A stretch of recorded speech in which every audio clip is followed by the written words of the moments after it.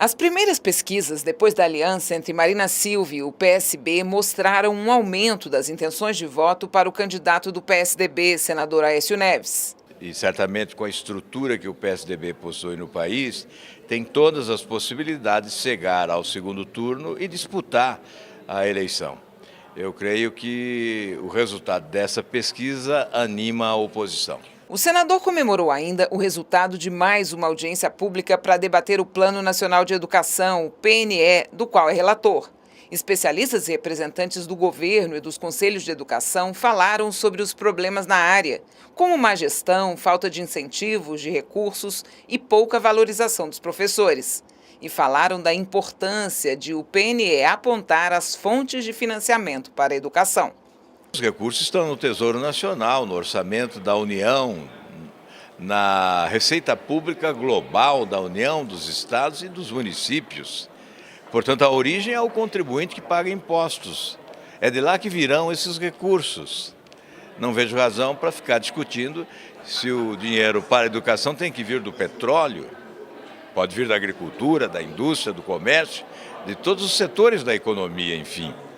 Tem que vir do Tesouro Nacional, porque a educação é prioridade absoluta. A semana também foi de contribuições. Álvaro Dias apresentou o projeto para garantir mais transparência às licitações públicas e cobrou a aprovação do projeto que apresentou no ano passado para garantir uma correção mais justa, com juros de mercado, do FAT, da poupança e do Fundo de Garantia. Principalmente porque um levantamento apontou que nos últimos 10 anos, o lucro do FGTS foi de 938%, enquanto o rendimento para o trabalhador foi de 69%. Todos ganham com os recursos do FGTS, menos o trabalhador. A Caixa Econômica ganha horrores, o governo muito mais. As grandes empresas empreiteiras que constroem estádios de futebol também, porque recebem recursos do BNDES com juros privilegiados. E esses recursos têm origem no FAT e no FGTS, dinheiro do trabalhador. As perdas do trabalhador brasileiro e o crescimento do país também foram debatidos no plenário em tom eleitoral. O líder do PSB elogiou a condução da economia na gestão do ex-presidente Lula, mas eis que o passado veio à tona. Certamente, a continuidade da política econômica adotada à época do Plano Real, quando era presidente ainda Itamar Franco, tendo como ministro da Fazenda Fernando Henrique Cardoso, foi a razão direta, visível, da inserção social de milhões de brasileiros.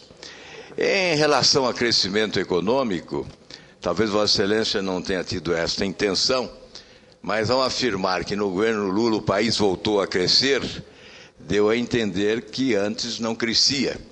E ao contrário, o Brasil passou a crescer menos. Durante o governo Lula, em que pese o marketing fantasioso de que nós estávamos vivendo o espetáculo do crescimento, o Brasil crescia apenas mais do que o Haiti. E ainda agora, nós estamos em penúltimo lugar, para não dizer em último, na América Latina em matéria de crescimento econômico.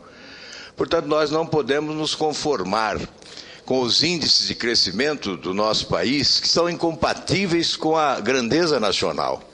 Mas alheia a essa realidade, a presidente Dilma acelerou o ritmo de viagens pelo país. Só que na última inauguração, a presidente entregou casas populares sem água e energia elétrica. A presidente Dilma está em campanha, afrontando a legislação, uma campanha antecipada, usando a máquina pública e, sobretudo, desrespeitando a pobreza, explorando a miséria no país. Na Comissão de Constituição e Justiça foi aprovado o parecer de Álvaro Dias para que ex-dirigentes de clubes de futebol e entidades desportivas profissionais passem a ser responsabilizados por contratos temerários e dívidas deixadas para os seus sucessores. Mais um avanço na legislação depois das conquistas da CPI do futebol, presidida pelo senador. A CPI é responsável pela existência da Lei de Responsabilidade do Desporto Nacional, é responsável pela existência do Estatuto do Torcedor. Foram avanços inegáveis e reconhecidos. Agora, Essa proposta aprovada hoje pelo Senado avança um pouco mais. Se, eventualmente, dirigentes atuais constatarem que ex-dirigentes valeram-se desses contratos, antecipando receita para a prática da corrupção, poderão convocar o Ministério Público a fim de que ocorra a responsabilização e eles terão que responder com o seu próprio patrimônio. Portanto, é, sem dúvida nenhuma, um desestímulo à prática de irregularidades na administração, sobretudo do futebol no Brasil.